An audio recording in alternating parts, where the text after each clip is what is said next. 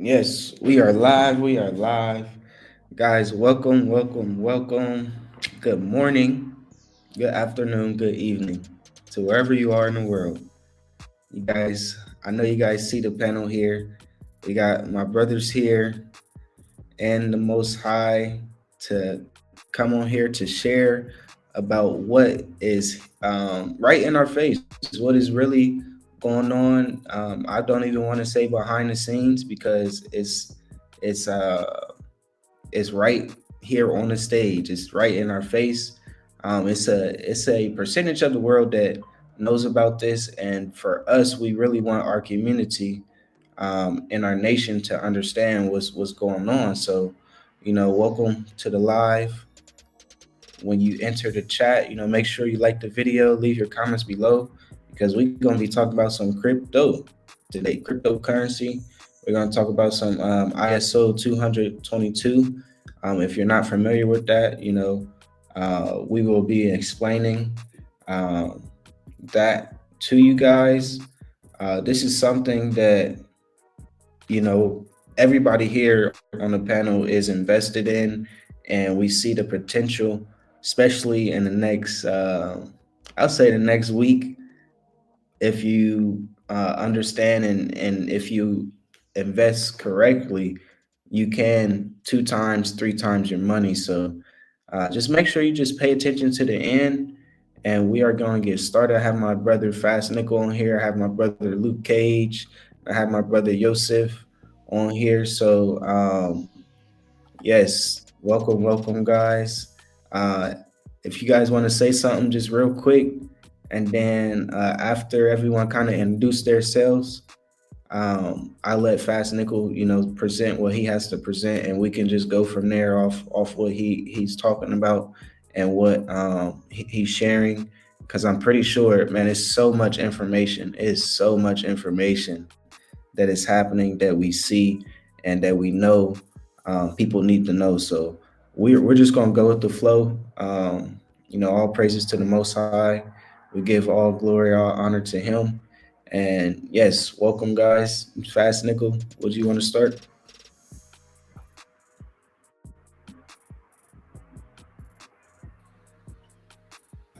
Hey everyone, this is Fast Nickel. Thank you to Journey with Us for inviting me.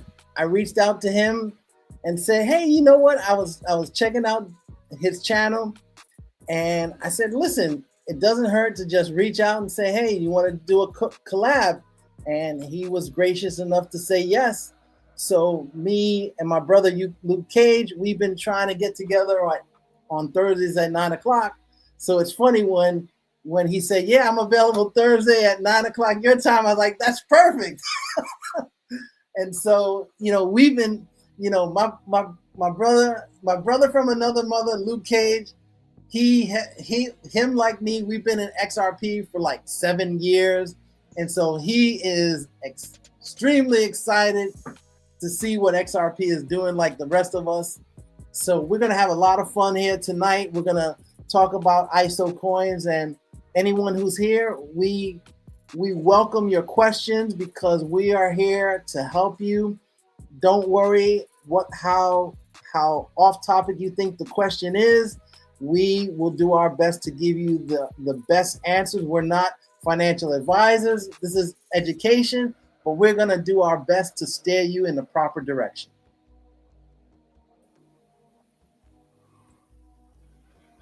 Thank you, sir. I'll go ahead and speak for a little bit.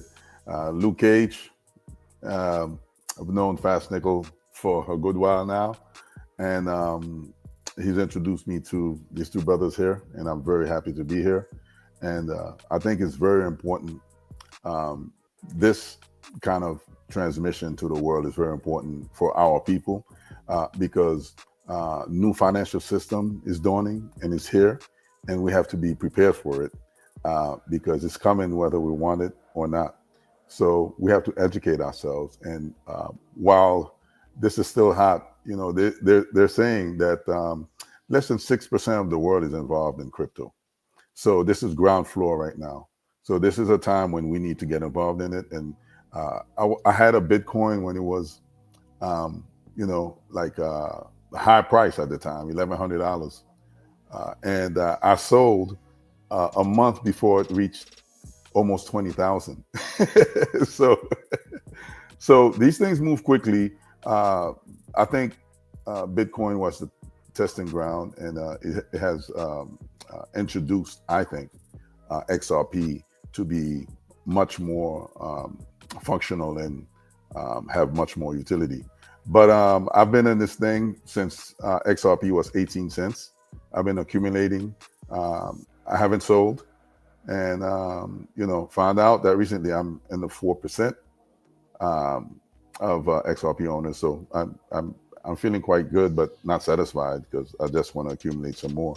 So my brother Fastnickel has been sharing some information with me. So it's been good, and I just look forward to just sharing. And when Fastnickel speaks, I'll ask some questions for two purposes. Number one, it might be necessary for the audience to further understand what he's discussing, or it might just be for my edification, just so I can learn. And I think in doing that, will also educate the people because they will have the same concerns.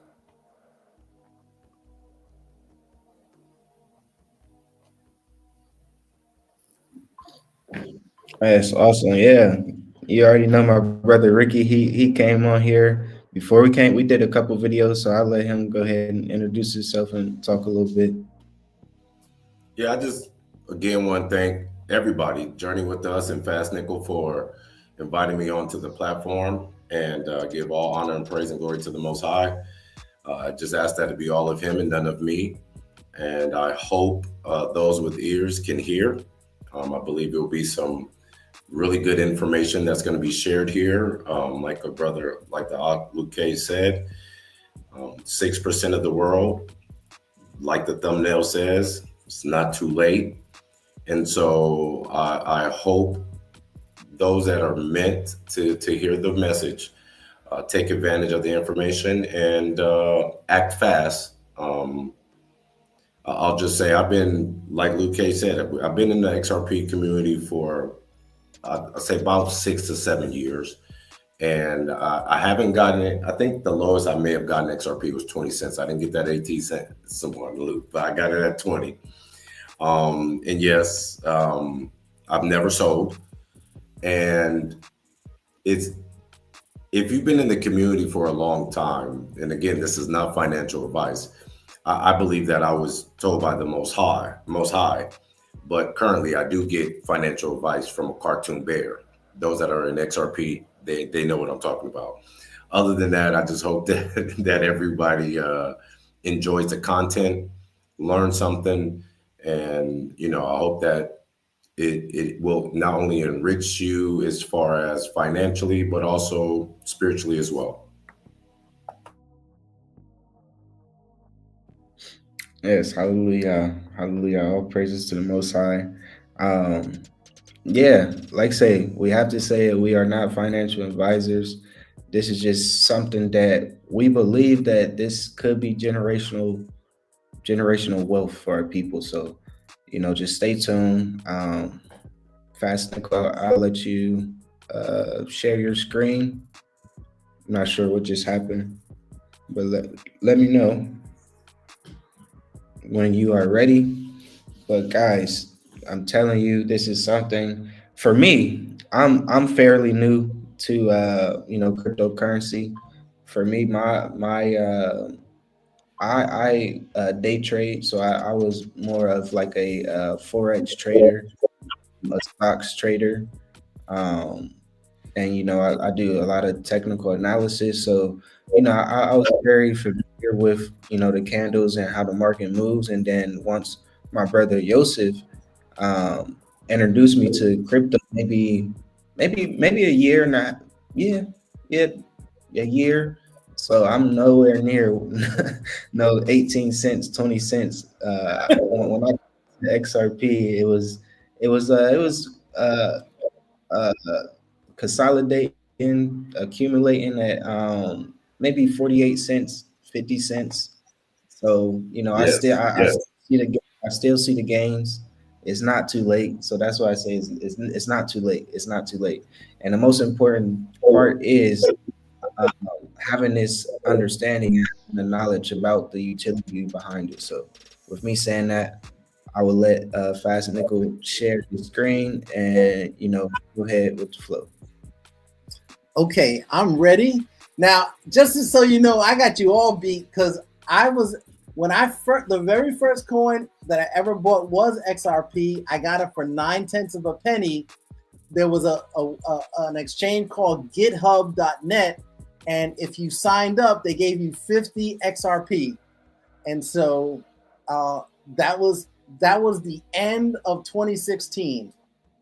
And for me, one weekend, it went from zero. It went from 0.009. I had $30 invested. At that time, I had 6,000 coins, and it went up to, in 2 days, over a weekend, it went from 9/10 of a penny up to 10 cents. I made like $600 profit, man, and I was hooked from then on.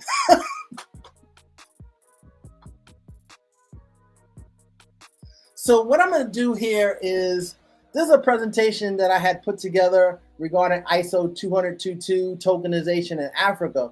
And I think it's perfect because with Journey With Us being in Africa, a lot of people don't, the media, the powers that shouldn't be, constantly make Africa seem to be this desolate wasteland. But they don't realize there's so much going on behind the scenes.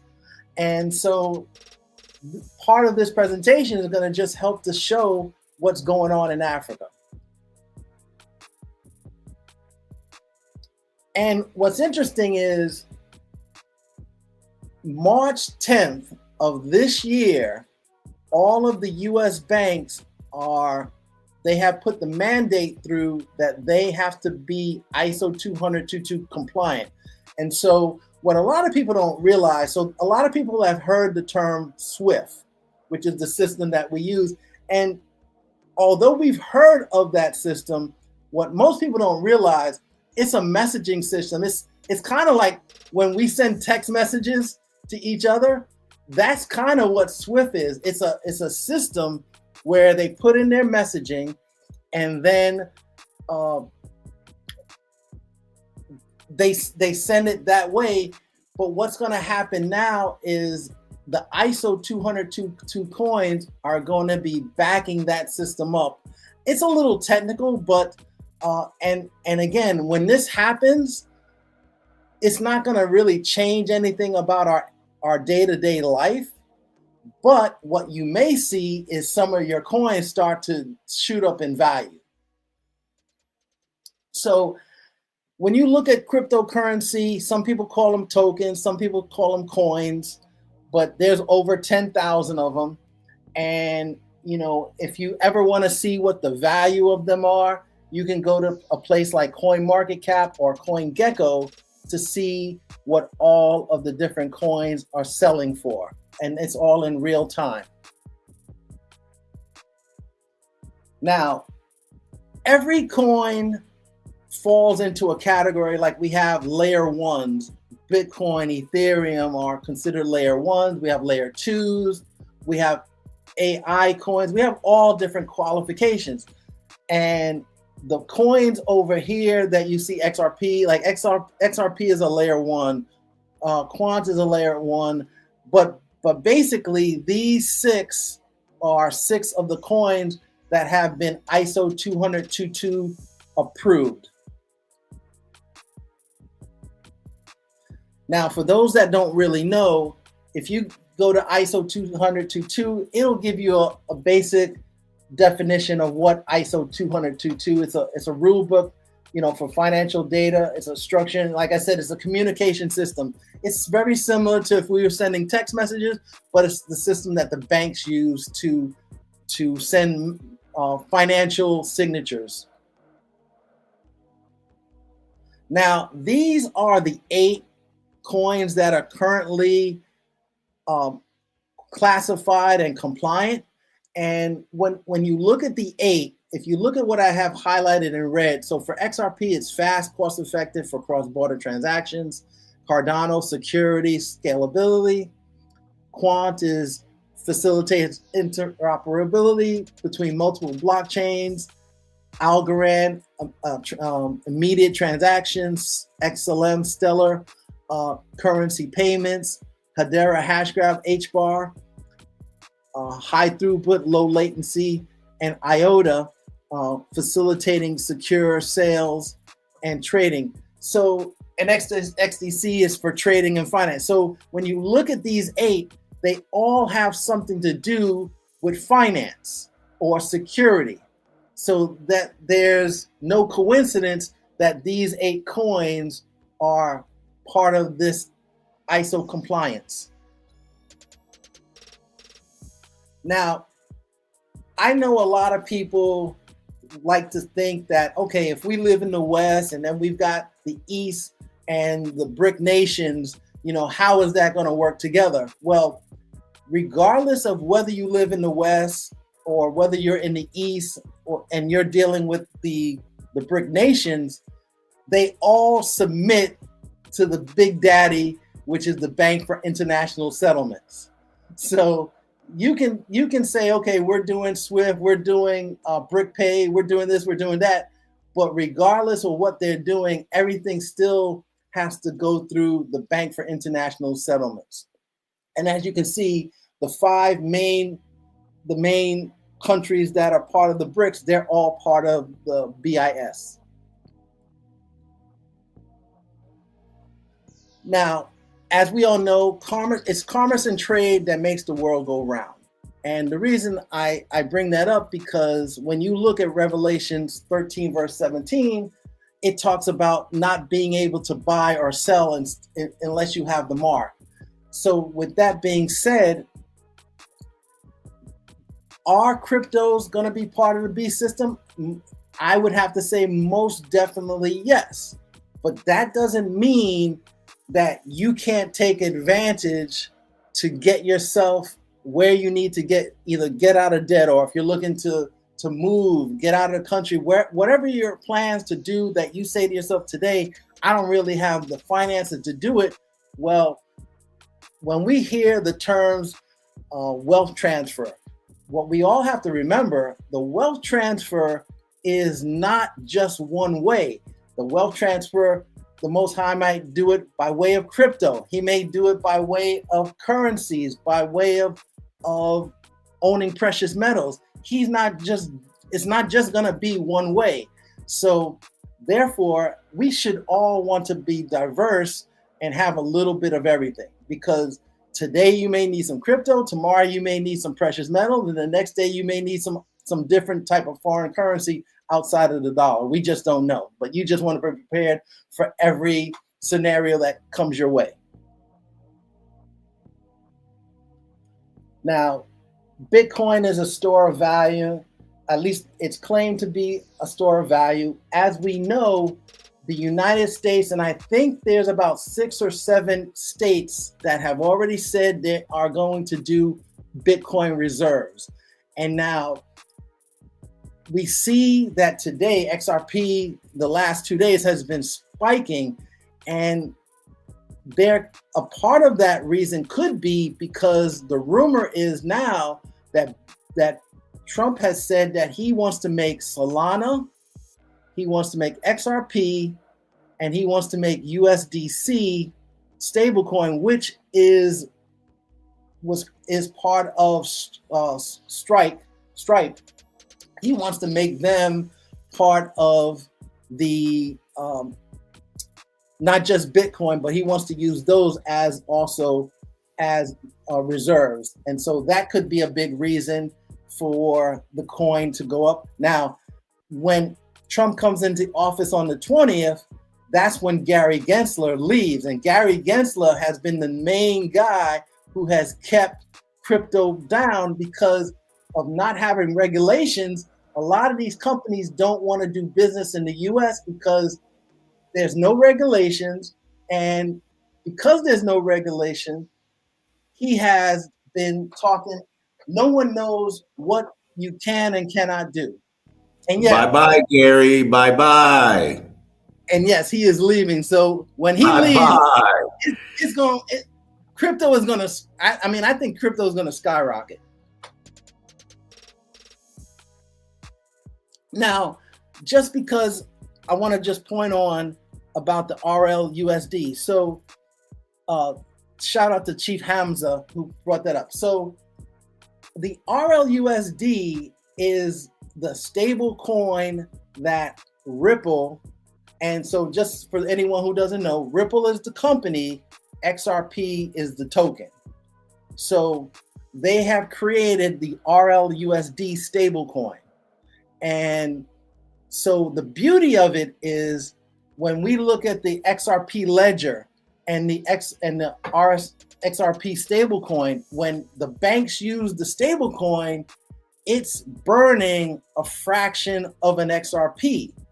And when you've got the whole world using RLUSD, that alone is making the value of your XRP coins go up in value because they have to use a fraction of that XRP in that transaction for gas. It's nothing on the level of the gas fees that Ethereum charges, but regardless, there's a fraction of a charge that's taken, and that helps your price go up. Yes, Joseph. Yeah, just to kind of touch on that RLUSD. One of the things about the U.S. citizens, and you were talking about Revelations, the mark of the beast. U.S. citizens do not want a government a CBDC, a central bank digital currency. The U.S. citizens do not want a government CBDC. And so from my understanding, in the way that Trump operates, is he likes private companies. He likes to have individual people that innovate and things like that. And that's where you'll see that RLUSD come into play, where it's not a coin issued by the government per se, but will be used as a US dollar instead of a US CBDC. And just Correct. Real quick, I just want those that are watching from the US, they are showing you, but they are not showing you on purpose. What Fastnickel said to you is very important for you to understand. Ripple is the company, XRP is the token or the coin. When you watch the news, they are going to list it as Ripple. Understand, when you see that they're saying Ripple, they are talking about XRP. And I'm going to yield with that. And you're so right, because they love to do that sleight of hand and confuse you. Now, here's the thing about Bitcoin. And when I was doing my deep dive about quant and why quant is, you want to at least hold, in my opinion, you want to hold at least one quant, is because if you look up the definition of Bitcoin and permissionless, it's open source blockchain on a distributed open ledger by design, meaning that there's no restrictions on who can join. And because of this, the banks don't like Bitcoin because they can't control it. There's issues with the security. Now, believe it or not, the banks love quant. So back in June in Lisbon, Portugal, they had a meeting and they had all the big banks there. And it's one of the first times that during these meetings, they had digital currencies and basically stable coins as part of the presentation to say, hey, they are here to stay. But they don't, all of us that are listening, we are considered retail. They don't do anything for retail. Everything is done for for a corporate level. But if you pay attention to what they do, don't listen to what they say, pay attention to what they do. What they do. Facts. Now, why I say, especially because of the cost of Bitcoin, I've said, hey, you want to own 10 to 15 quant, but hey, if you can only afford one, so be it. But I think that quant is what you at least want to have at least one. And one of the reasons is because quant's technology provides controls to allow the banks to safely and securely adopt and interact with public blockchains without exposing themselves to significant risk. And that's the thing that they had to make sure that, because, one of the things when you hear Bitcoin, for those who are anti-crypto, they'll tell you, oh, they use it for money laundering. Well, listen, anybody who makes that statement and pretends like they've never used the US dollar for money laundering, I mean, come on. I mean, let's be real with ourselves. Come on now.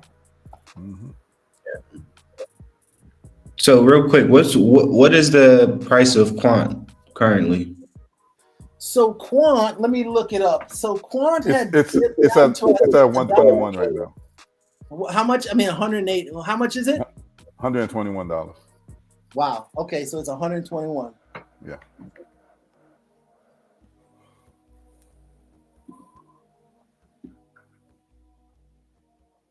Now, what you see here is just an overall picture of quant and this overledger.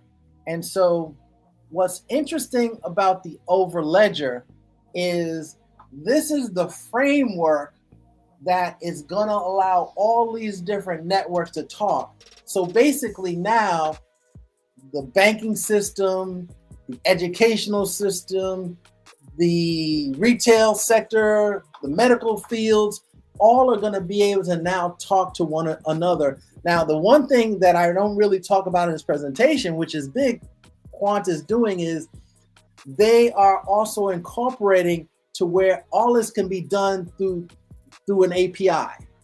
And if you look at their Overledger white paper and look at all the things that they're doing, I mean, Quant is, I mean, they're really doing some fantastic things behind the scenes. So within the next 5 years, because, you know, we're talking about 2025, but then, you know, we're also talking about 2030 is the date that they want to like have everything in place. So over the next 5 years is the time where we can really, those of us that are paying attention can really put ourselves in a good position.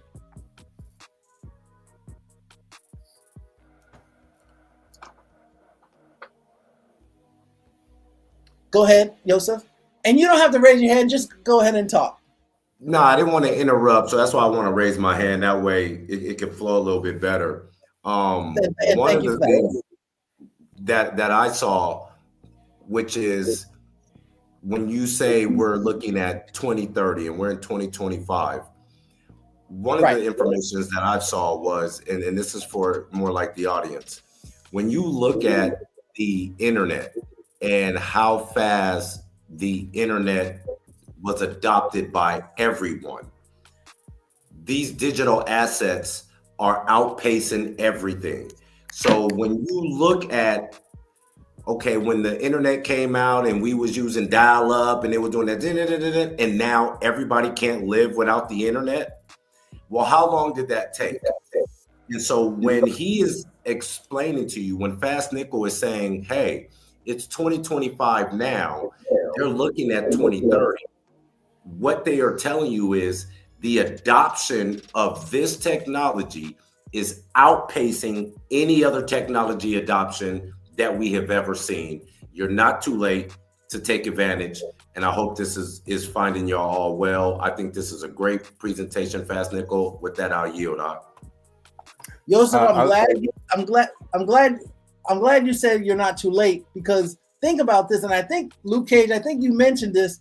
Literally, whether you own crypto or not, just the fact whether you own and just the fact that you're on this watching us, you are the small percentage of people into crypto. So even if you get into crypto today, you're far ahead of most of the people out there. I have to add, good answer. I was going to answer her, Fastnickel.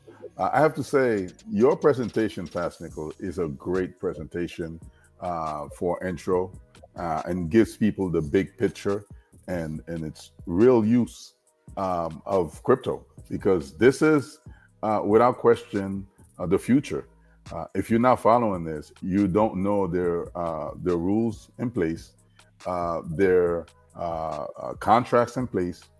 Ripple, for example, has contracts or has affiliations and is doing business with over 300 banks worldwide.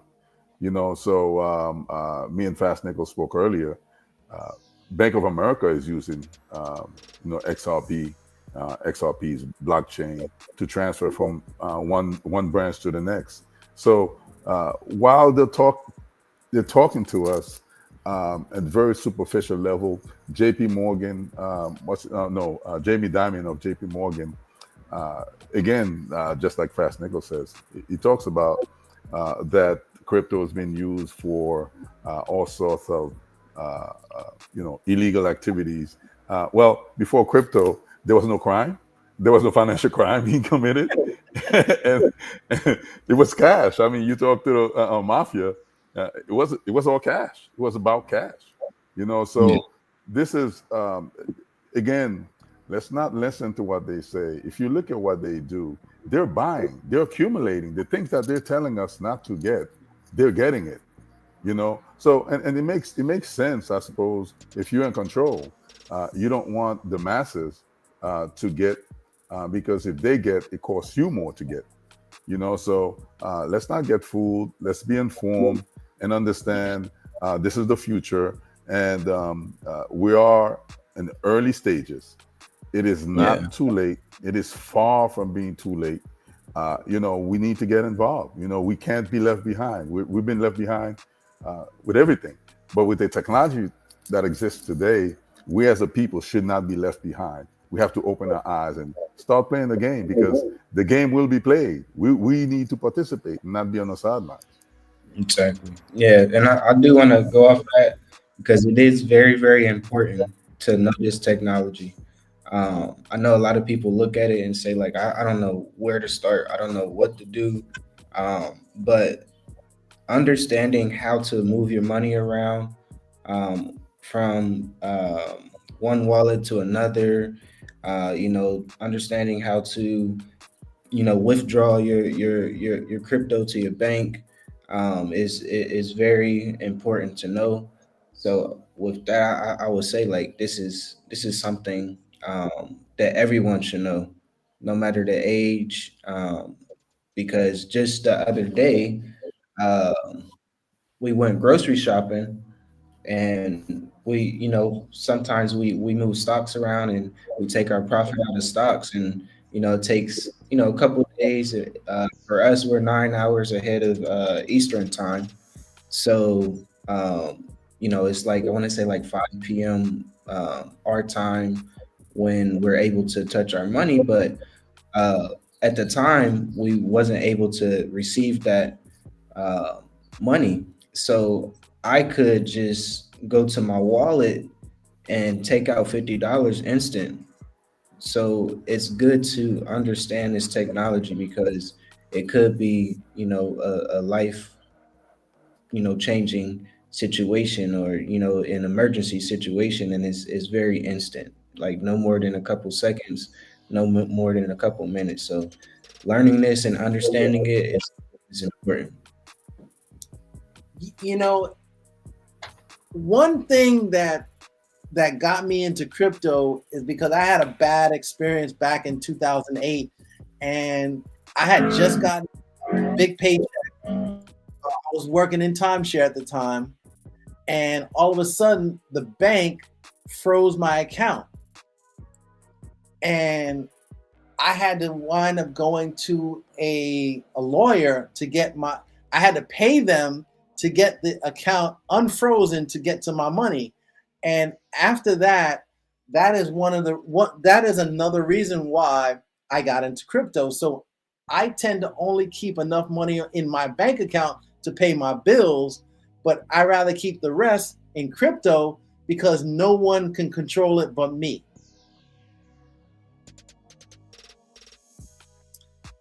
So do you want me to go in and answer some of these questions?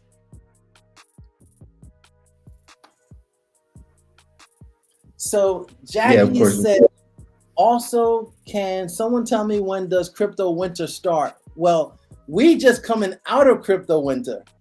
And those of us like Luke Cage and me who've been in this for years, when you're in winter crypto, I don't even want to call it crypto winter. I'm gonna call it crypto blizzard, because we've seen our accounts drop like 90%. Oh, I mean, yeah. I went from almost 100K like down to like 15K. But at the same time, you can go from 10K up to 60K in a month. So, so the same way you have those deep drops, you can have some deep highs, some great highs as well. Someone also asked about COINBASE is about buying coin on COINBASE. So I can give my opinion, but do any of you want to comment on that? Well, yeah, I could comment on COINBASE, and I kind of want to touch back on the other question from Jackie about crypto winter. There's a chart out there that I've sent to the Akiyashai, and this man's chart was made in the 1800s, and this chart is pretty much dead on. It tells you when there's going to be a world pandemic, and it on the chart 2019 is up there. That's the top line. There's a top line that says when the world's going to enter into a panic, and this chart was made in the 1800s, and it shows the 2019. So the top line is a panic line. The middle line says it's the best time to sell. The bottom line says the best time to buy. So I've sent this over to Yashai, and according to the chart, 2026 is going to be the peak time to sell.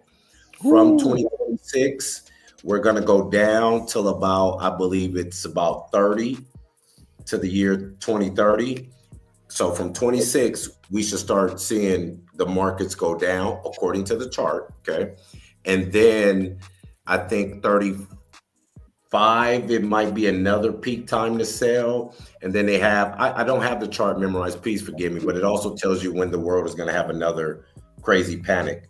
So to answer that question about the panic, I believe 2026, according to the chart, because I looked at the chart and I started to look at all the panics and things like that, and times people made money, it's been pretty dead on. So I would say sometime in 2026, it says is the peak time to get your money and sell.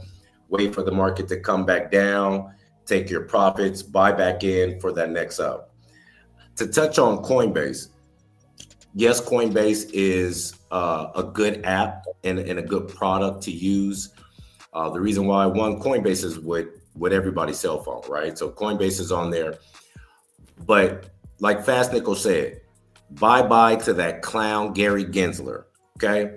And if you kind of just look at the SEC, the companies that they sue, after they are done and those companies win, they take off. The SEC sued Tesla, took off. The SEC sued Amazon, took off. The SEC has sued Ripple. We're waiting for the blast off. The SEC has also sued COINBASE. These are companies, when we're talking about in this digital asset space, the SEC chairman, who was Gary Gensler, and we cannot wait until Monday until he was gone. And I'm so happy when you filed that appeal, we still pumped. I hope you see this, Gary, you clown, you. But anyways. I guess you're not a fan. Man, I am not a fan of him. But you know what I got to tell you? I do have to thank him because I had that time to accumulate. That I will thank him for that time. That is the chart that I am talking about right there. Yes, sir. It's funny that you mentioned it. I've been sharing it with people to show them. And this, like you said, this chart was made in the 1870s, and it's dead on. Come on. So it's when you dead look, on.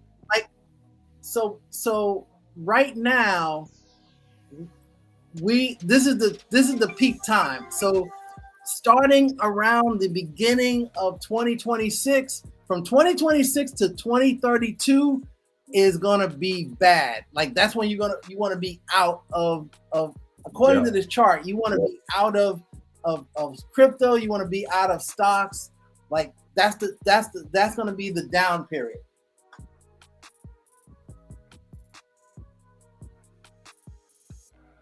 So I don't know what the name of this chart is, but it's not just for crypto. This is for the charts. Yeah. And when you look at the years, it's been dead on when you look at the years. Dead on.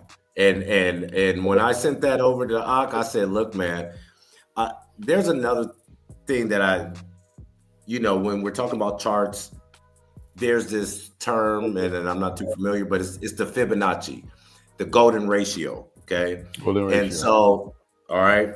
So if you look at the Fibonacci, and if I just talk about XRP, from the time XRP started, I think the Fibonacci is don't quote me, 1.618. I believe it could be, and I may be off.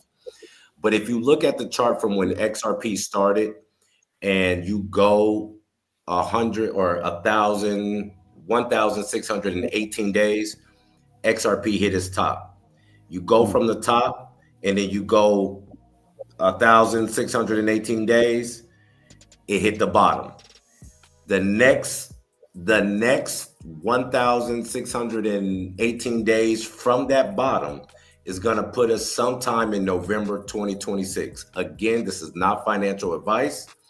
When I look at this here and it says 2026 is the peak, and I look at that Fibonacci golden rule, which is heavily cryptocurrency, is talking in riddles to a computer. It's cryptography.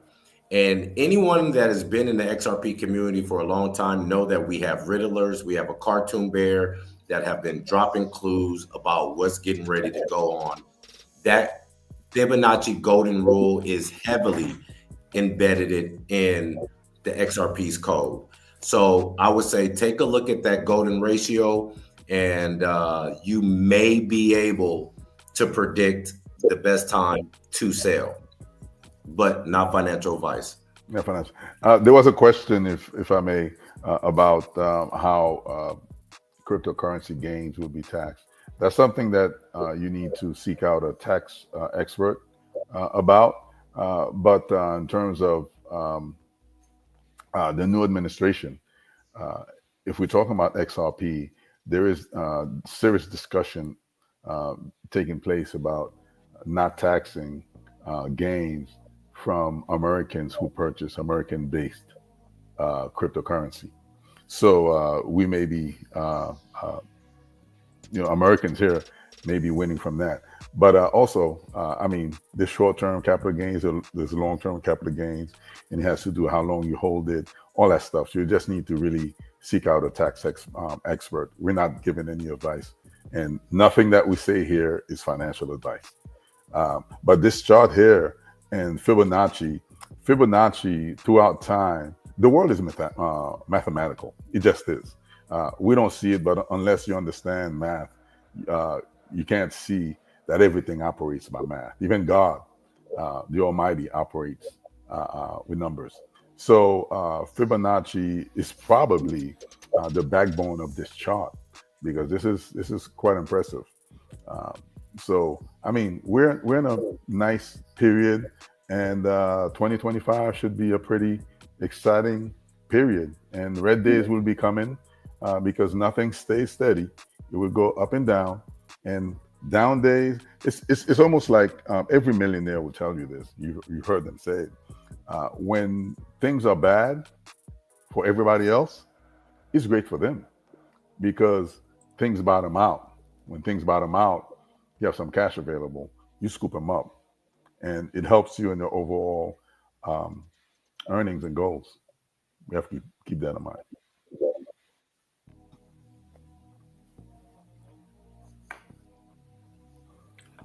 You know, my window. I just had to get the window back. oh, we see you. Yeah, as far as Coinbase, um, Fastnickel, maybe you might want to talk about this. Um, for those who have a nice bag, like I have a bit of crypto, and I keep some on Coinbase for liquidity.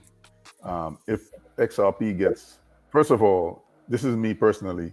Um, if XRP gets to $20 this year, I'm holding. So I got diamond hands. I'm not selling because XRP for me is not going to be used to exchange and get what, fiat currency, worthless currency. No, I'm going to be using XRP to get residual income.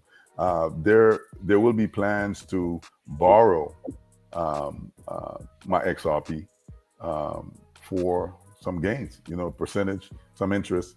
So that's what I plan on doing with it. So I'm holding for the long haul, and people have to understand. They have to have a plan. If you come in, you put in $2,000, and things appreciate, you might want to take out $2,500.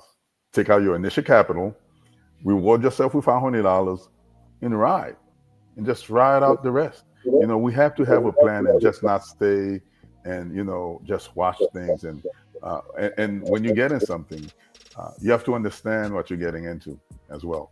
If you buy Tesla stocks, for example, you're going to follow Tesla news. You're going to want to know what's going on. It's no different than in crypto. Yeshaya, you mentioned you did some currency trading. Well, if there's a storm in certain parts of the world, it can impact your activity. So you need to be abreast of that. You need to be abreast of, when some financial report is coming for a certain country that looks bad. You might get the news before everybody else and know this currency pair is going this way or is going that way, and you just take advantage of it. But we just have to stay aware and not just get involved and ignore it. Really. And I want to piggyback on what the Ak was saying here. I know we are using the word cryptocurrency. I prefer the term digital asset.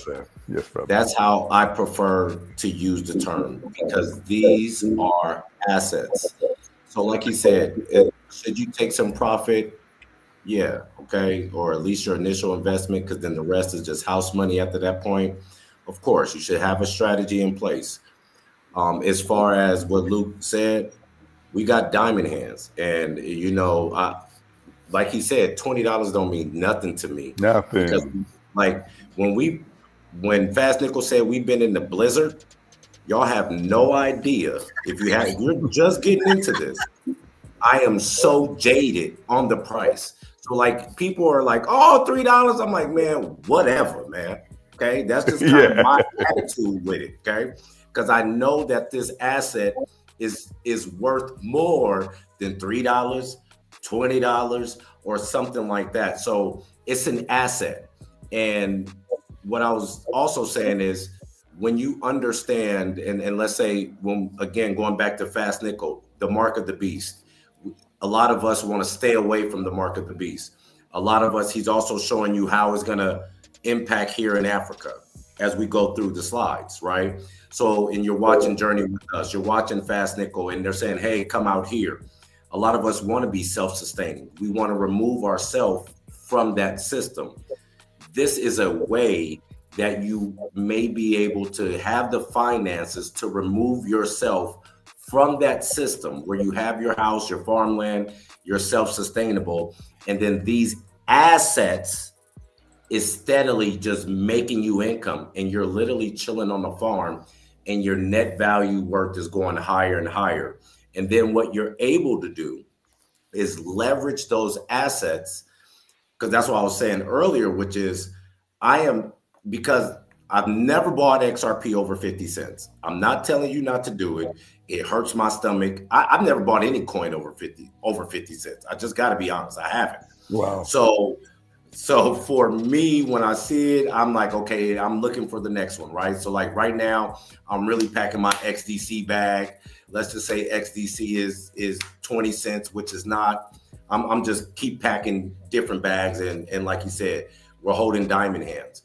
But what the wealthy do, they said, don't listen to what they say, watch what they do. The wealthy hold assets that are of high value. Then they take those assets to a bank, and then the bank will give them a loan. A loan, when you're talking about tax, a loan is tax free. It is debt. Free. Then you have your asset. You're lending it to the bank. The bank is going to pay you interest. That interest is paying the loan amount. So when the loan is paid off, your contract with letting the bank hold your asset is over. You still maintain all of your assets. The loan ends up becoming free money. That is now the direction I'm kind of moving into as far as setting up generational wealth, trust, and things like that. So when you understand where you're going and you have a strategy, look at it as an asset more than a currency. And like he said, what are you going to do? You're going to sell an asset for something, paper fiat money, that is losing value every day with inflation and things like that.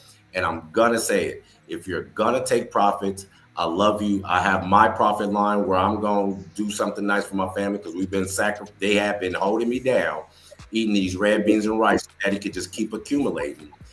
But you know, don't do it before these regulations on stable coins. When these regulations on stable coins come into effect, it's going to be easier for your bank to process that. And then with that, I want to let Fastnickel do his thing. Great. Just real quick, I wanted to say this just from what everybody was saying. Knowledge is key. Like, knowledge will increase. So when you step into this space, when you step into this community, and trust me, it is a huge community. Like, it's people all around the world that knows about this. And once you understand that, um, you will have a better sense of what is really going on, and how you can do things, such as what my brother Yosef was saying with the trust, and leveraging it with a bank and things like that. So the time is now. The time is now to really get knowledgeable about everything that's happening right now, because you just don't want to get left behind, and then you don't know how to move when this is the only thing that's moving right now, or just say in the future. So the time is now to understand how to move. Yeah, good point. Just to add to what Yosef was saying, it's Fastnickel knows this. Uh, this is a path for me to go back to the motherland, bringing value, not just to be a burden, but to bring value, to come there with some ideas and meet brothers like the brothers on the screen right now, to put something together, to give back to the people, to uplift the people, to educate the people, even on matters financial, Yes. so that we have resources. We have resources. So we just need to, link up with one another and grow. It's not going to be easy, but it needs to be done. It needs to be done. And it has to start somewhere. Even if we can impact 2-3 people, that's a start. And they can impact others as well. So I think everyone here is of the same mindset. So we got to build from that and keep encouraging others to do the same. I'm in this for the long haul, and I do want to find. I'm just trying to find where I know where my ancestors are from, but I just want to find out if that's where I want to go back to. So, I'm in there for a long haul, from the digital assets and helping people of the motherland. Yo, come on home, come on home. We in the future. Come on home. Come You on got it, home, brother. Yeah. I hear you, brother. And with you saying that, since we're talking about Africa, Fast Nick, I know you at the beginning you was saying Africa and what's really going on, because if you are familiar with our channel, we talk about Africa and we give you news about Africa and what's going on in West Africa right now. Man, it's a pivotal moment, and these finances, money talks, money, the big money moves. So you have to understand, you have to do your research, you have to put your energy into where everything's moving. Like it's really not difficult. It's very simple. Go ahead, Yos. I just want to kind of piggyback on what the Ak Luke said. When we come to Africa, and I've been here for a while, all praise and glory to the Most High. There's a couple of things, and I kind of want to hopefully help this segue into Fastnickel's his presentation, because it is awesome. I don't want to keep going.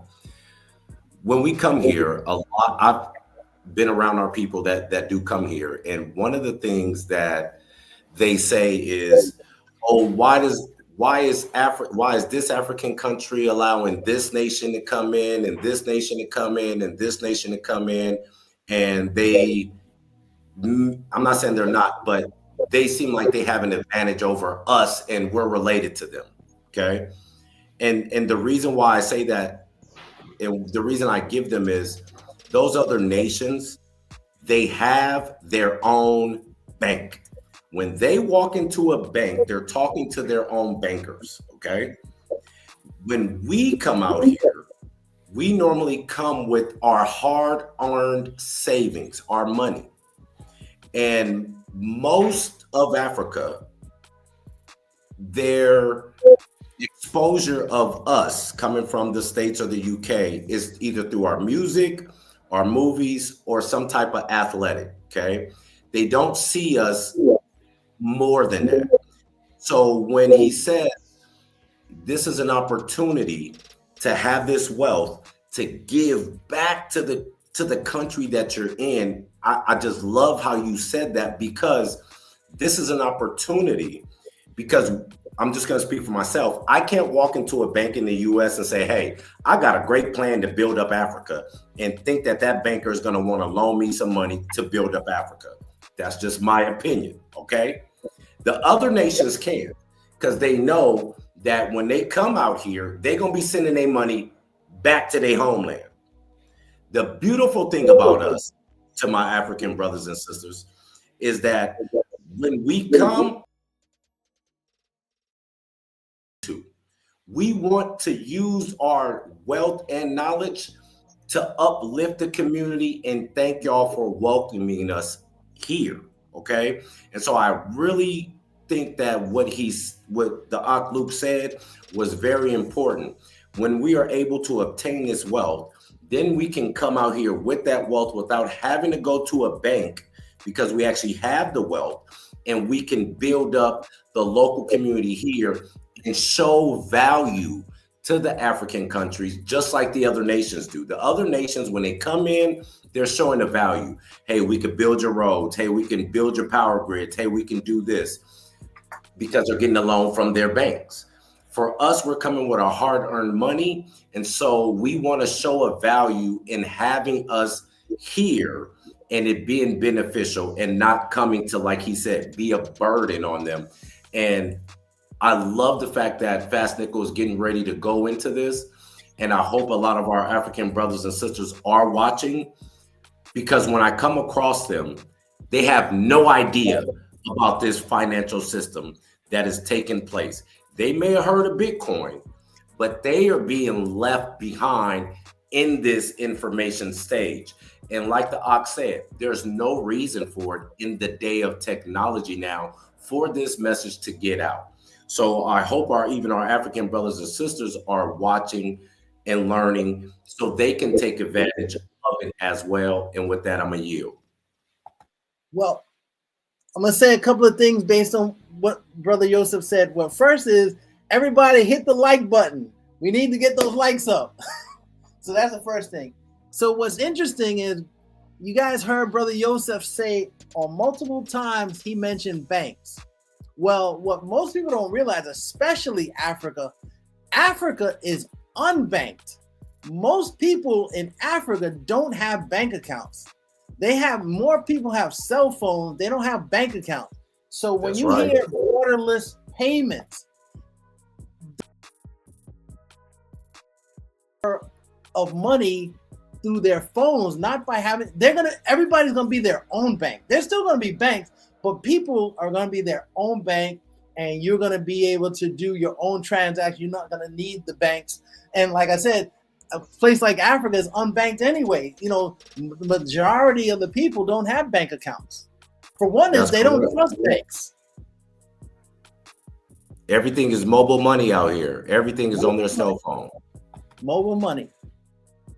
Now, before I continue with the presentation, Brother Yeshai, if you go ahead and share my screen, this was from earlier today. The Paul Barron, if you ever, like Paul Barron, he does a lot of great stuff with crypto, but I went to this part of the presentation because if you look what he says, it says crypto could be entering a Goldilocks period over the next many years. Like right now, like I said, that's the buzzword that they're telling you that the next couple of years you need to get in now, because there's another slide. I don't want to take the time to go find it, but they talk about how they're looking for a new asset class and crypto is the answer. So they're telling you where things are going. It's up to us to be able to hear, discern, and make the decision. And if you need to pray upon it, then pray upon it. But don't get left behind. And that's a perfect title to what Yeshaya said. Hey, don't get left behind. You know, we're giving you this knowledge. We are trying to remember that, hey, it's all about a community. So we're here to help each other. Luke Cage and me, we've been doing this for 7-8 years, and we're still learning, man. So anybody who thinks, hey, man, I don't understand all this, that's okay, because we all learn together, because this space is constantly changing, it's constantly moving. Like today there's no regulation, tomorrow there's gonna be regulation. So that's new laws and rules. So we all, like, we're just say, hey, be open-minded to saying, hey, I need to learn, I need to be prepared, and allow your brothers and sisters to help you in that path. So I am going to, with that said,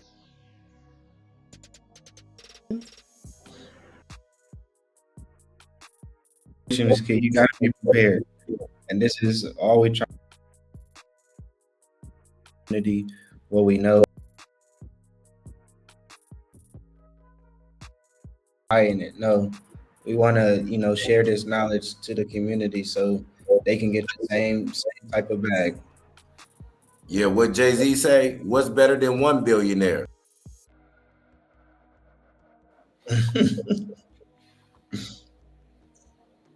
Okay, I'm gonna now. Very important piece. Very important. Another buzzword. Joseph, I don't know. I think Yeshai, you guys were talking about tokenization, but basically they're going to tokenize the world. Everything is going to be tokenized. Yes, sir. Your house note, your car payment, everything. Matter of fact, I read, this is why so Cosmo is another crypto. It's not an ISO 202 coin, but they're talking about NFTs. And so what they're talking about doing is taking your mortgages and turning them into NFTs. again, with smart contracts, because you can't trust people. So through smart contract, you don't have to worry about trust because the smart contracts takes care of that.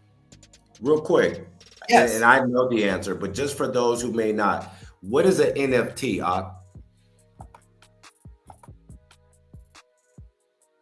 Oh, you asking me? Yes, sir. Just for the people who may not know, I know they heard the term NFT, but they may not know what an NFT is. If you don't mind helping the people out in the back. So, for those who see my little purple guy, that is an NFT, which stands for non-fungible token. So what that means, so like for instance, if I have a dollar bill and I owe Luke Cage a dollar bill and I say, Brother Yosef, can you give him $1 for me? His dollar is just as good as my dollar. But when it's an NFT, that means that it's unique in a certain way. So I may have an NFT that looks like this panda, and Luke Cage might have an NFT, but there's something about it that makes it different. All of them are unique in one way or another.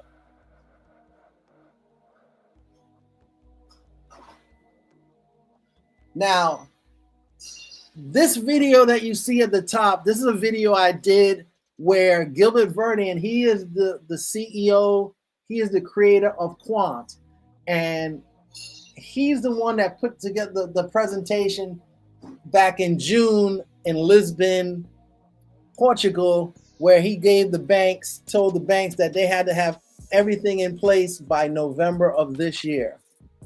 So down below, you can see EBA Day 2024, they were talking about tokenization. So everything that these articles are talking about is tokenization and liquidity.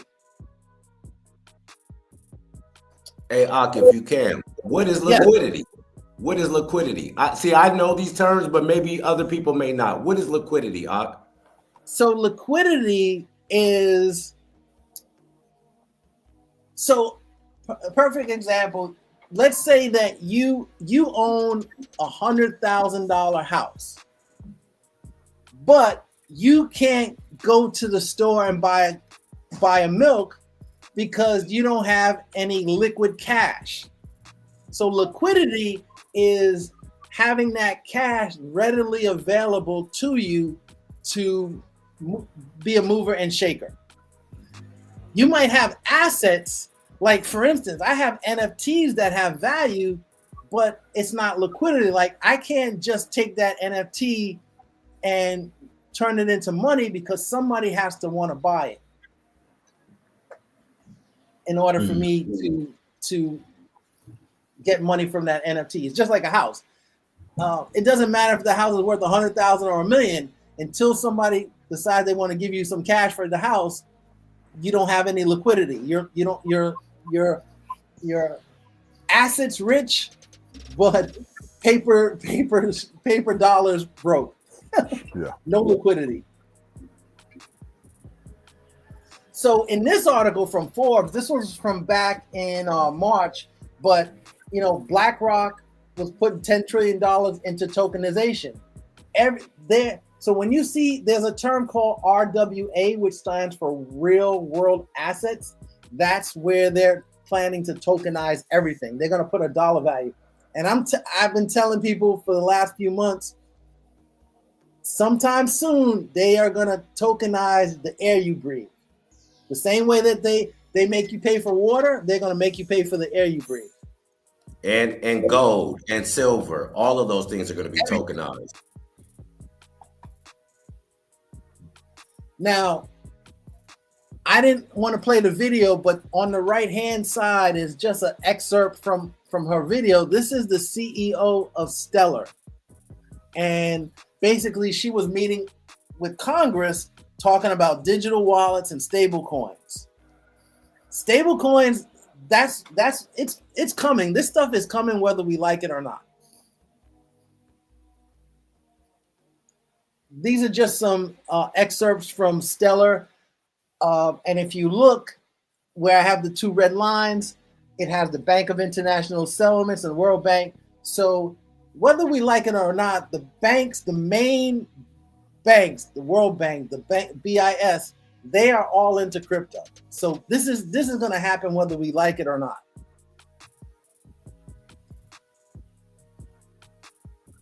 This is some more news on Stellar. What I'm going to do, I'm going to pass by and just go to where we talk about Africa. This is just the Commodity Futures Trade Commission, where in this part, it just shows how they've actually included digital assets in the structure. This is this company here, Damrev, is a company out of South Africa, and they have they're tokenizing U.S. alluvial gold. They're $2.4 billion of alluvial gold. They're also tokenizing a gold mine out of Namibia. This is all a done deal. And if you look at the bottom where I got Damrev, they focus on the ISO 20022 blockchain tokenization.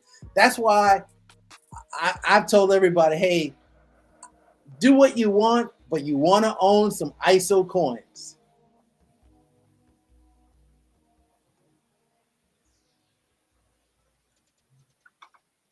And let me just, okay, so let's talk about Africa. Now, Africa, this is interesting. So Nigeria, South Africa rank high in crypto ownership. A lot of people don't realize this. I didn't know that either until I did my research. And this article is from last month, so it's not like it's old. This is recent article.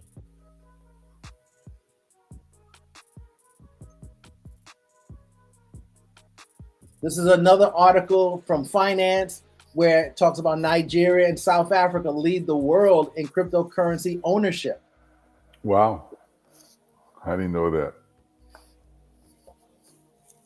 Over half the population in Nigeria, 84%, South Africa, 66%, Vietnam, 60%, the Philippines, 54%, India, 50%, report owning a crypto wallet in 2024. Wallet ownership in the Americas is the highest in the US at 43%. Now, why this is important is because it shows increased rate of adoption, and because once people buy a physical wallet, they are now committed. They're not in it just for the short term. Now, Stellar, let's see if I have it. I got something to show you guys. I think it's going to blow your mind, but this is just showing how Algorand, which is another ISO coin, wow, they are doing a lot of work in Africa as well.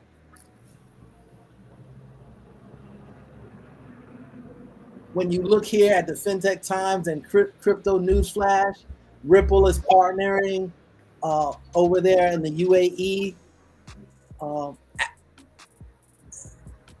Right here, you can see that there's 13 countries already positioned with Ripple. So for anybody that thinks that Africa is not doing anything with regard to crypto, they're mistaken. Yeah. And then this here is XRPH. So I own some XRPH. XRPH was about a week or two ago at 14 cents. I think now it's at 22 cents. We'll see. But what this is basically you can download the app. I've already downloaded it myself. And now you can use it at CVS, Walgreens, Walmart, and they're gonna basically through the app, you're gonna get an 80% discount on your prescriptions, and you're gonna earn back rewards in terms of XRPH tokens, which if you want, you can keep them there or you can convert them into XRP. So you're gonna earn money. This is what the wallet looks like. This is their magazine cover. And if you look here, when you go to XRPH Healthcare Africa, That's the Mali flag. And that's just all the different companies, and XRP Ledger is leading the way.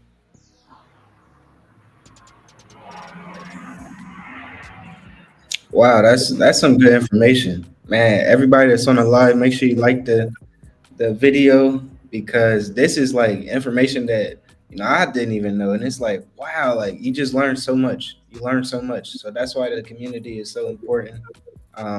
Man, that's shocking.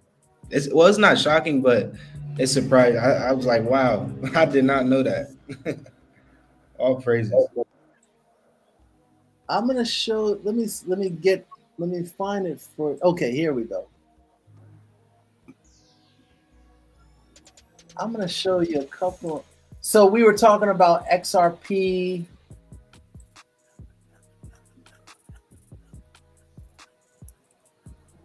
Real quick, Fastnickel, while you get that together, you have put up something that was saying, questions. And so Yes.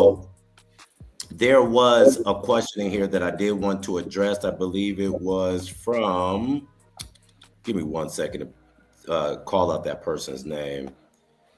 I believe it was media, something. Oh, so much media. So much media. And and it said, what are some cheaper coins we can get in on that are related to XRP?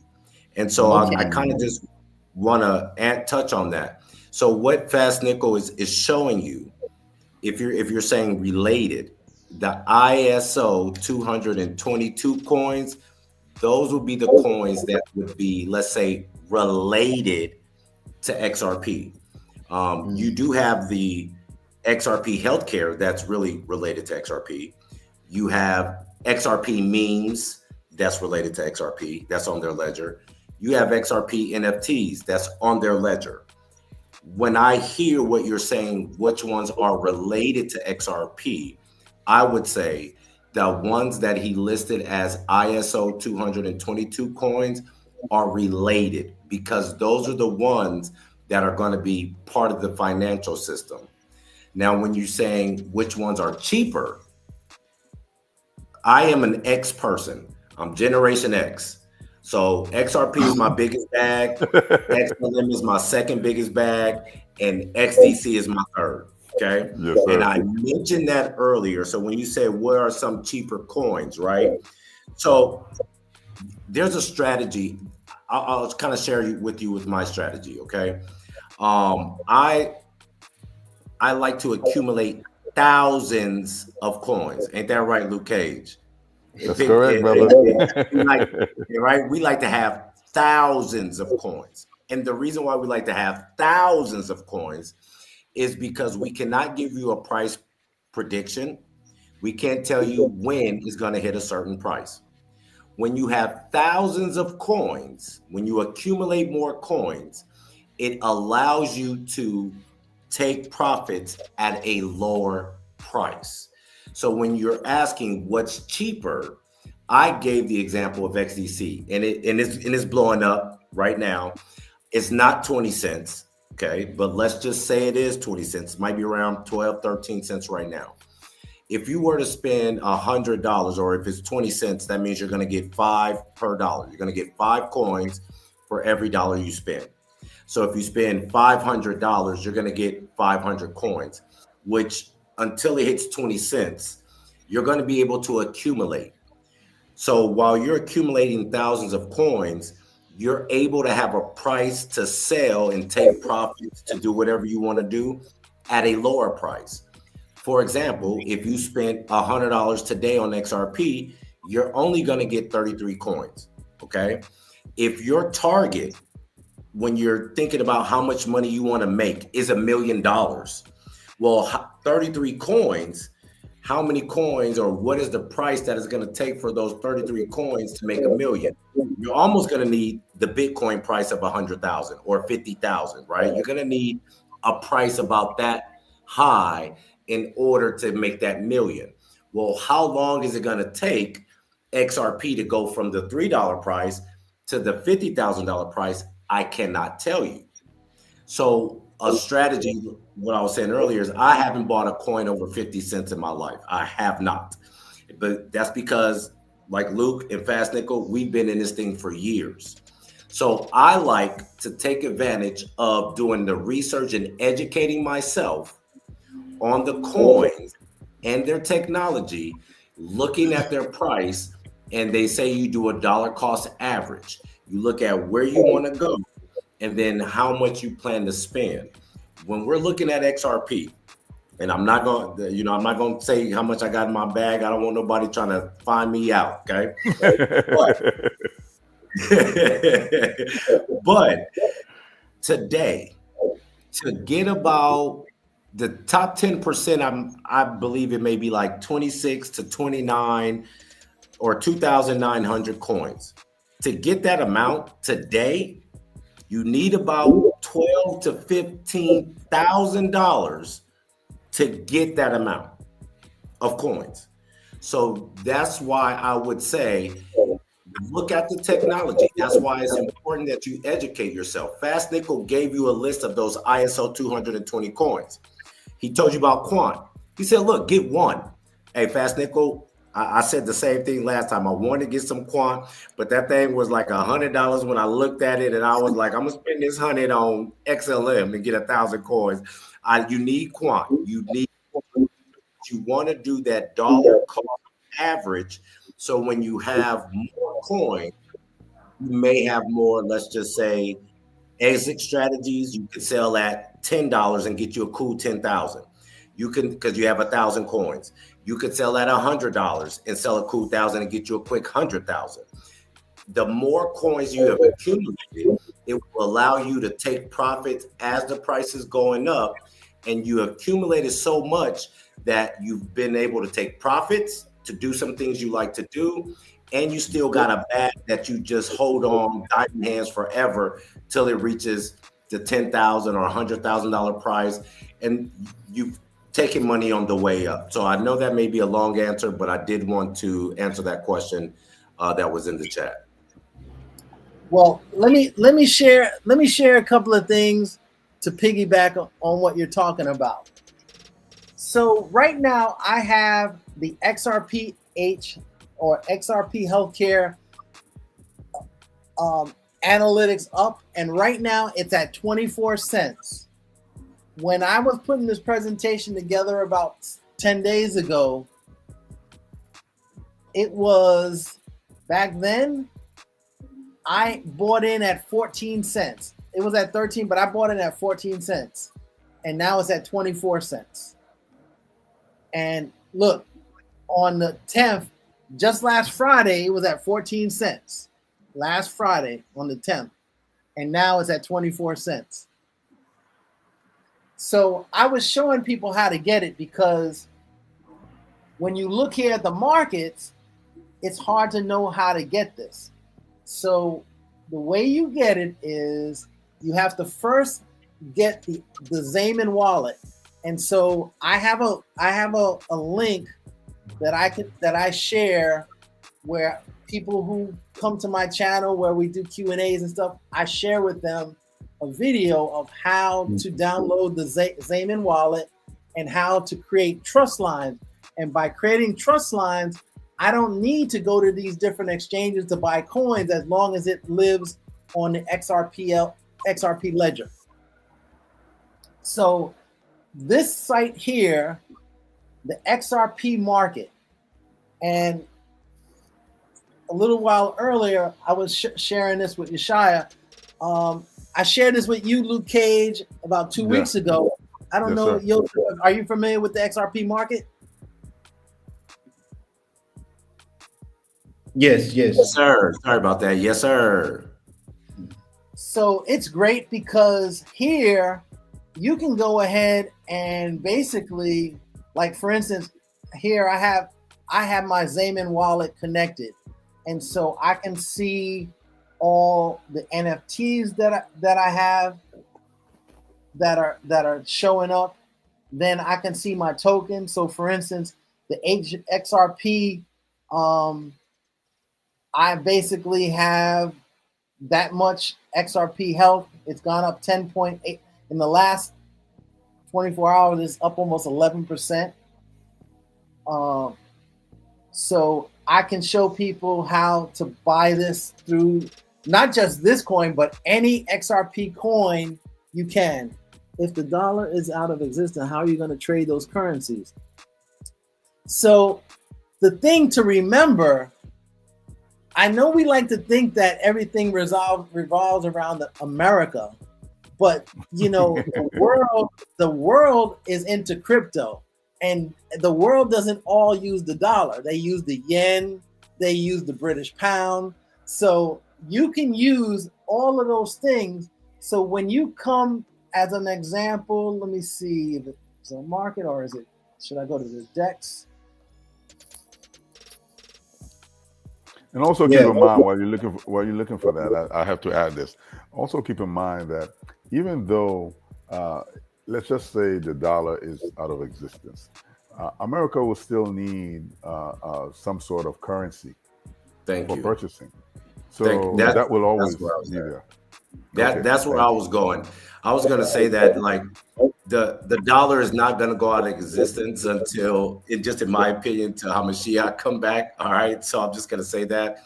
You still have companies like Lockheed and Martin, Boeing, like these are U.S. companies that the world use, and they're going to have to pay for those services, the weapons, the airplanes, the technology that comes out of America.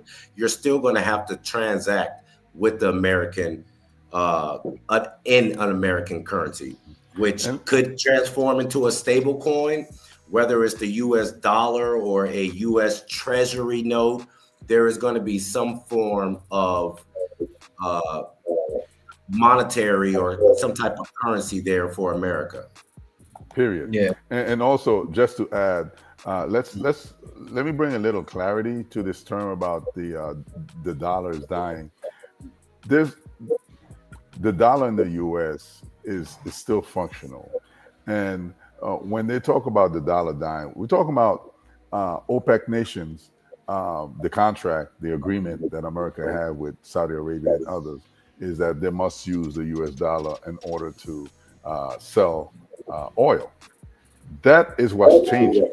So the dominance of the U.S. dollar globally is dwindling, especially with the fiasco with Russia and all the BRICS nations coming together. So the influence, like some nations that need oil from Russia, they want to spend U.S. dollar. Russia's like, no, you have to buy it in rubles or yen. So the dominance of the U.S. dollar in the world is getting smaller, but the dollar itself is still functional. And just like the brother just said, there will be a stable coin, but the U.S. dollar will convert to a stable coin, but there will always be a form of currency. It's necessary for purchase, period. And that's why we love XRP. That's why we love XRP, y'all, because XRP from behind the scene is set up to save that US dollar. It really is. Yeah. So if XRP, when you Google it, if you watched our last video, you can go on Google and type World Bridge currency. It's going to say XRP, which is an American company. So everybody in the world is about to use an American company to get paid in their own money.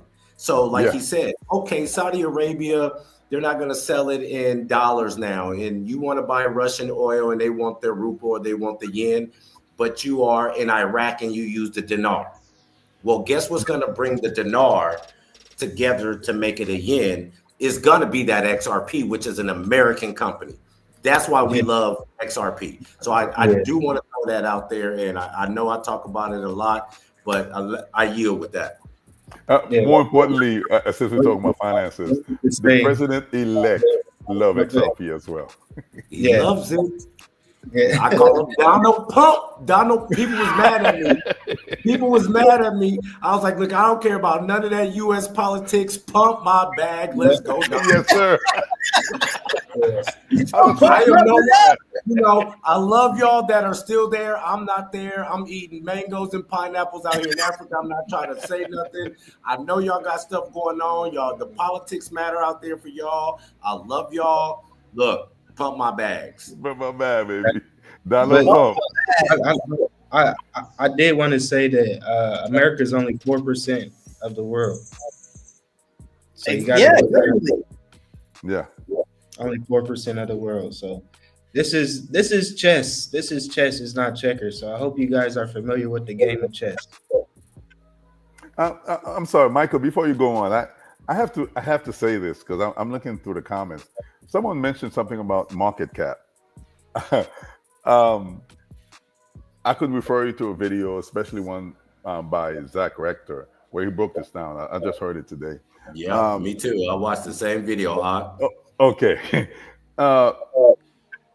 Digital assets totally changing traditional finance. Let's understand That's correct. Okay. Yes. And he broke it down. So people say, well, it's impossible. XRP can't get to $1,000 because. No, you don't understand the math component that goes beyond behind the scenes. It is breaking all traditional finance rules, most of which we were being told and lies anyway. So I'm starting to question everything that I've been learning over the years here that I've been taught in America, because it turns out that things are not what they've been selling us. No, and to kind of piggyback on that, because we've been in, and I told you I'm kind of jaded, right? I am, man. I'm not gonna front. I've been seeing a lot of news be like, oh, XRP passed Nike and this and that in market cap, right? Well, you look at the market cap of some of these companies and then look at the price of their stock. But XRP has a higher market cap than them and is only $3. This market cap rule that normally applies to traditional finance is not going to apply to this digital asset space. What's really going to apply to this digital asset space is utility and scarcity, supply and demand. There you go. Okay, supply and demand. That's economics 101. Okay, if you only got 10 loaf of bread and you got 100 people in line, that price of the bread is automatically going to go up. It's supply and demand and utility. That's why it's very important that you educate yourself. And like Fastnickel said, even though we've been in this years, we still watch and learn something every single day. And so I would recommend, I'm not saying I don't know which book you could read, but YouTube University has got a lot of information. And listen to, like I said on the last time, listen to the pros and listen to the cons. Pray and have the spirit of discernment help you in that quest. And then with that, I yield. Couldn't have said it better myself, Joseph. You know, it's interesting. So, Brother Yeshai, would you share my screen for a quick second? I'm not going to play this video, but this is a video I watched yesterday, and you see the title is Solana versus SUI. Now, if anything, I would say try to own one Solana. Solanas are like $200, right? SUI is $5. So somebody mentioned about market cap, but here's the thing about market cap. Market cap can be deceiving because so Solana has a higher market cap than SUI, but you can make more money owning SUI because it's got a low. So the reason being, it's not just about market cap; it's about coins in circulation. So there's a lot of things that could play into a coin. Perfect example is meme coins. Like We can talk about all these utility coins all we want, but meme coins are the high and the fastest way people have been making money. Don't let nobody tell you nothing different. People are making tons of money off of meme coins, and they are worthless. They have no use case, but they have a social following. People like, oh, I love my little puppy, and they just buy.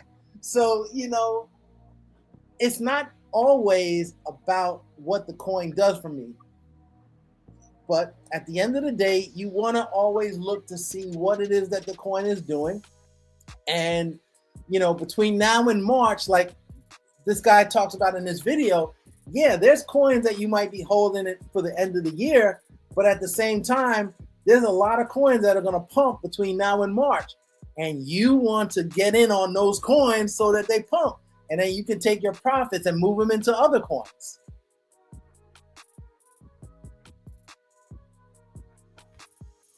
That's a very good point. Yeah, that is. I want to kind of piggyback on that. There's a question in the chat from Tim, and I believe he said,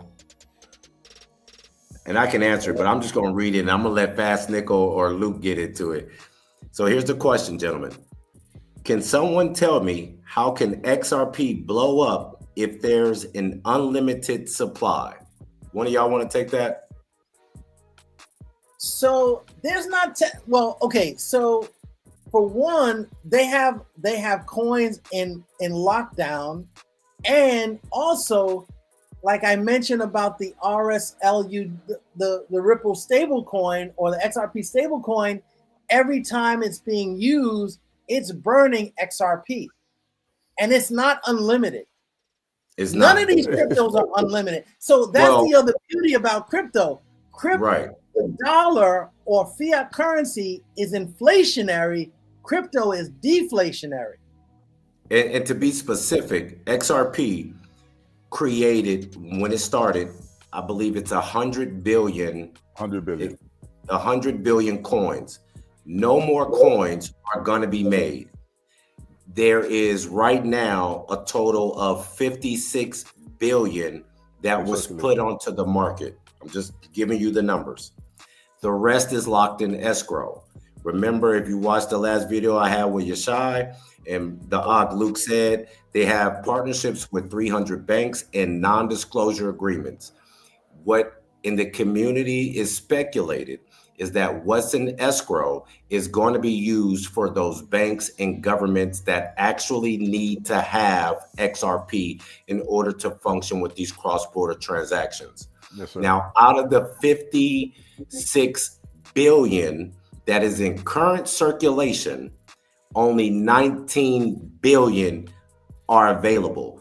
And that's because brothers like Luke, myself, Yashai, and Fastnickel, we've been scooping them up, putting them in our bag, and putting them off to the side. So there is going to become a moment when you're going to look up, yes, sir, our bags is packed. We're ready to go to the moon. Yes, you're going to see a time where it's going to be like Bitcoin, where you're going to be buying fractions of an XRP coin. Yes, so that's the reason why we want to get this information out, where you can actually take advantage and buy a whole coin versus a situation like today. Unless you have 100,000 to buy one Bitcoin, you're going to be essentially buying some type of fraction of a coin. And so XRP does not have an unlimited supply. 100 billion was made. They're not making any more. It's not like Bitcoin where they're going to mint some in the future. It's done, and most of it is still locked in escrow. 19 billion is left out there, and if you got the money, please buy it. Now, keep in mind also, as Fastnickel mentioned, for in every transaction, a small amount of XRP just goes away. It just goes away. So what that means is the supply will dwindle over time slowly. What's in reserve is going to be dished out. What's in circulation is going to be accumulated by some financial institutions as well. And I think not Garlinghouse, the technical guy, David Schwartz, Joel Katz. Schwartz, yes, Schwartz. Schwartz mentioned that XRP was designed at a price I don't want to say it because it's just ridiculous. And it goes to the question that someone's asking, price prediction, whatever. We don't do prediction here, but the what Schwartz mentioned, it was designed for a high value token, simply because if you want to send $1 million and it's at $1, you're sending 1,000,000 tokens, you know, whereas if it was worth a much higher value, say $10,000, you're sending a lot fewer. So, because there will be tons and tons and tons of transactions, you know, and it's inevitable that it's going to increase. And there's something I want to mention. I really, this is like a side note, and it bears mentioning because I run into it a lot. What people say, for example, in the case of Bitcoin, oh, I don't have $100,000. I can't buy a Bitcoin. And it's hard for them to really understand that, you know, poor people, we think in terms of dollars. Rich people, wealthy people, think in terms of percentage. If you listen to any business report, it's percentage growth, year over year growth. It's all percentage growth. So if, for example, I have $100, that's all I have. I put it into crypto, into a digital asset. I have to use the correct term. I put it into a digital asset, and that same digital asset, someone else has $100,000, you know, $500,000. They put it in, and it grows. We get it in. We get in at the same price, and it grows. When it grows, they might get, say, $100,000 profit, and I might get, say, $500 profit. If we get in at the same time and we exit at the same time, our growth is identical in terms of percentage growth. We can't look at dollars. We have to look at percentage. It's simple mathematics. We have to look at the growth and stop thinking about dollars. If you have only $100 to buy a Bitcoin, when it grows, the same guy who put $100,000, it's the same growth, you know. So basically, you have to start. Don't wait until you get. It's almost like having a child, but when it's the right time. It's never a right time. Never. When it happens, it's the right time. Exactly. You know what I mean? And I kind of want I want to touch on what you were saying about that beta test coin, the one that's getting everybody, that's getting the world prepared for XRP. That's what I call it, the beta test coin. What you said is correct. Somebody that buys it at 100,000 today, and I spend $100. Well, guess what? For our money to double, I needed to hit 200,000. So when it hits that 200,000 price, that man's 100,000 is now worth 200,000, but my 100 is worth $200, which is the reason why I, just as me, and it's not financial advice, I stay away from the beta test coin. Okay, it's not scalable. It's slow transaction when you want to go to the grocery store and try to use it, because in South Africa you can use it at Pick and Pay. It's slow. Okay, people are not going to want to wait in line for your transaction to go through. However, if you could take that same $100 and apply it to one of these ISO 222 coins, you may see a bigger return on your investment. And with that, I'll yield. Well, you know, what you said about it being slow, etc., that is all true. But XDC, which is an ISO coin, is in the works of making Bitcoin a lot faster. So. Yes, they have to change. They have to change the code. They do. Yeah, they're working on it. Yeah, because that's why it's called a value of wealth, because it's really not good for any. It's like gold. It's not good for anything, but you want to have storing wealth. But I want to highlight something that you said. What was the company that's getting ready to make it faster? XDC. XDC, which is less than 2. Which is less than 20 cents a coin, people. Okay, I just want to throw that out there, because look, I'm gonna tell y'all, I think it's around 11 cents. It's around 11 cents. So that means if it's 11 cents, probably like $100 and some change is gonna get you 1,000 coins. Stack it, accumulate it. And he said those that buy physical wallets, I'm not sure. I'm pretty sure everybody might be, understand what he means. He's talking about a cold wallet. And so if you got a cold wallet, you get it, throw it over there, and just wait for your price to hit what it needs to hit. But yeah, accumulate, set it to the side. Don't have weak hands, have diamond hands. Those of us that have been here for a long time in that blizzard, we ain't going nowhere. We ain't shaking out. I don't care if it go up and I see 70, 80,000 in my account, then it go back down to 5,000. It just is what it is. I'm here for that Phoenix on here. I'm waiting for the Phoenix to rise from the ashes. Go ahead, Ak. I'm a you. Just hey, real quick. I want to say good morning to everyone. Everybody's starting to wake up, so I say maybe about another 15 minutes. So, any last things, and we can kind of wrap up. Sounds good. So I won't talk about the beginning of this. I have some good stuff at the beginning of this video, but what's interesting is I was on Brother Yacoba's show, and I happened to just mention the 1988 Economist cover. Anyone who's under 40 may not even know what I'm talking about. But after that, me and my wife, Coco G, who some of y'all may know, all of a sudden, it just, in our spirit, we started doing a deep dive. Now, when you look at this cover, look at what's, this just goes to show you that all of this stuff was already pre-planned. Like, none of it just happened to happen. Like, somebody didn't. What year was that? What year did that cover come out? 1988. Say it again for the people in the back. What year did that come out? 1988. Did anybody hear of cryptocurrency in 1988? What? No way. No. Did we even have the internet in 88? Good point.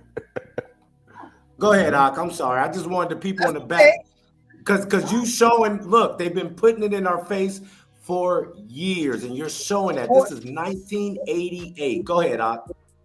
So look at this. Okay. So look at this. When you look at the head, it's that crown. We did the research. It's attached to the Fugger. I'm not sure if it's Fugger, but this crown is attached to that company crest. I mean, that family crest. And if you look at the coin, that symbol looks a lot like the stellar symbol. Well, It turns out, and when you look up, when you do your research, it tries to tell you that it's not the case. But look at this. This guy here, Ryan Fugger, he's responsible. He used to work for Ripple back before, in 2004. He had something to do with XLM and XRP, but he's a behind the scenes guy. Now he's a cryptographer out of Canada. His name is Fugger. Now the reason why I'm bringing this up is because most of us have heard of the Rothschilds, but if you do a deep dive back in the 1500s, we had the Medici family in Europe. They were the big players, but when they were going broke, the Fugger, they took over. We all hear about the Rothschilds, but it's really the Fuggers that are really the real banking powerhouses. And this guy is they claim that he has nothing to do with it, but there's too many coincidences. He was part of Ripple back before anybody even knew what crypto was.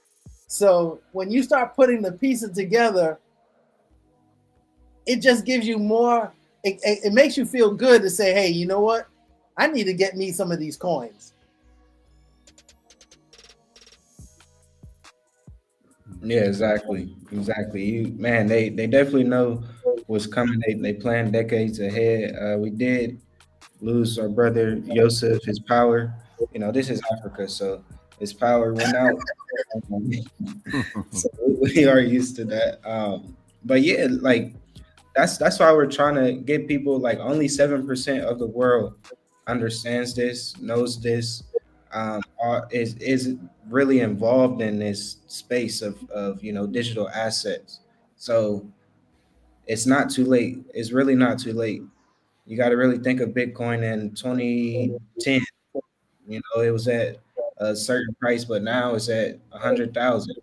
So you got to get in now. You got to get the knowledge. You got to get the understanding, because man, this is about to be a big year, or the next couple years is going to be a big bull run. So Yes, sir. just pay attention. Pay attention. We're just trying to plant some seeds. We're trying to plant some seeds in some people, so they can grow with.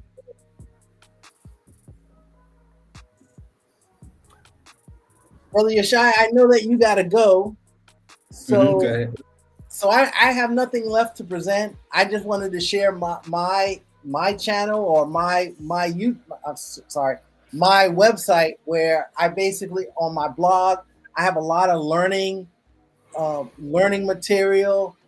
I do Q&As on Mondays. I do one-on-ones that if people need to learn.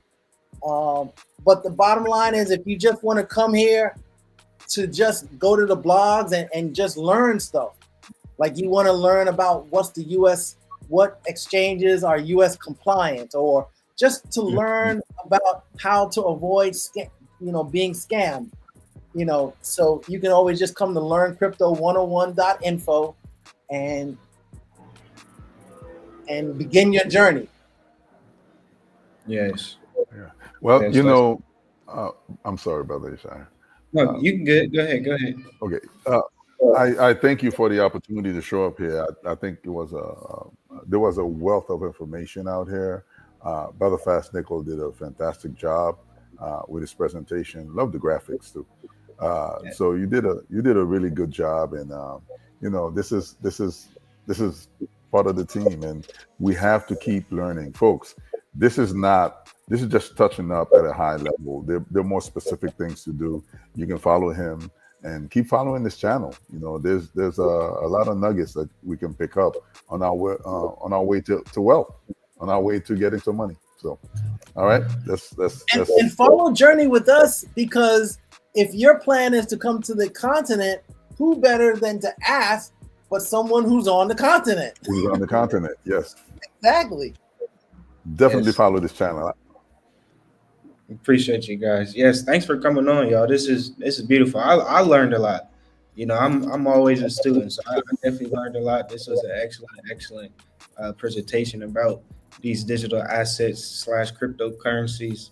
And we'll definitely do it again. We might do this weekly. I'll definitely stay in contact with you guys, because this is something that needs to be talked about, that needs to be in people's head. And I know everything's happening around the world with this chaos and stuff, but this is also happening. So you have to pay attention to a lot of things that they're doing, because it's just chess. It's really chess, and it's not checkers. We're so used to playing checkers, but we have to think way bigger. We have to think in the future. So, man, just really understand what's happening right now. I agree. Yes, sir. So again, brother, thank you for allowing me to come onto your channel, sharing my knowledge, you sharing your knowledge, and just us doing things as a community. Yes, and that's just what it has to be. You way over there, 9 hours. Like I'm 9 hours ahead. So Sunday I'm gonna have another live with one of my brothers, maybe a couple of brothers that's gonna talk about more of like trading and stuff. And they're in Belize. I recently met someone here in Mauritius just the other day, so maybe he can join us here in Mauritius. This community is worldwide. Like, no matter what you do, there's an understanding. So all praises to the Most High. All right. Yes. This was great. Yeah. Thank you guys for joining. Make sure you share the video. Leave your comments in the below. Check the description out, and I will put their information in the description after this. So thanks for tuning in, guys. Shalom and thank Shalom. you. Yes, Okay, shalom, family. shalom. Shalom. Mercy.